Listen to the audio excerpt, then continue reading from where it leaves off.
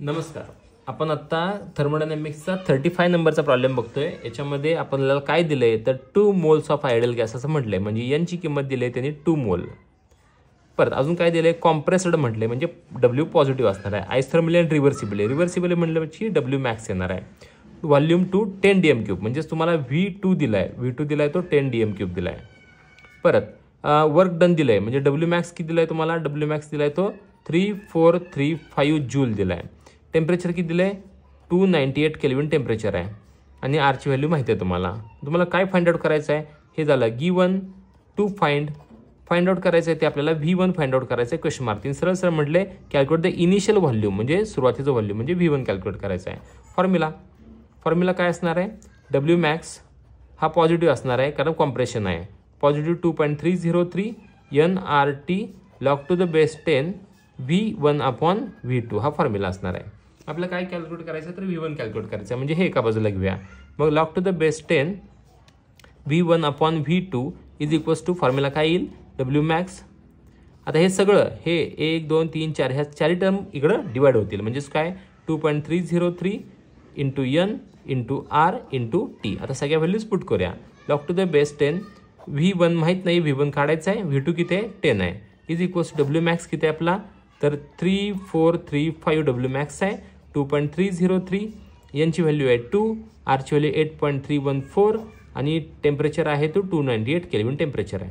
मग आता काय करायचं आपल्याला, पहिल्यांदा हे सॉल्व करून घ्यायचं. हे सॉल्व करून घेण्यासाठी आपल्याला 1 2 3 4 ह्या चौघांच्या लॉगची सम करून घ्यावी लागेल. मग त्या लॉगची सम करून पहिल्यांदा घेऊया. बघा किती येते 0.3623 याचा लॉग आला. 2चा लॉग काय तर 0.3010. याचा लॉग पाठच करून ठेवायचा 0.9198. याचा लॉग काय येतो 2.4742. ह्या सगळ्यांची सम करायची. का सम करायची तर मल्टिप्लिकेशन आहे म्हणून. ती सम येते 3750.4. आता ह्या चौघांची सम आली. आता या लॉगमधून हे मायनस करायचं. मग याचा लॉग किती येतो तर 3.5359 मायनस 4.0573. याचा आन्सर किती येते तर 6874.12. याचा काय बघायचा अँटीलॉग बघायचा. 47चा 8.6 मध्ये अँटीलॉग जो येतोय तो किती येतोय तर 3010 येतोय. 12 म्हणजेच इकडे एक घर येणार म्हणजे 0.3010 ला. म्हणजे आपण काय करणार आहे log to the base 10 V1 upon 10 is equals to याचा आन्सर आला 0.3010. आता लॉग इकडे गेला की अँटीलॉग बनतो. मग राहिलं काय V1 upon 10 is equals to antilog 0.3010. 0.3010चा अँटीलॉग बघायचा.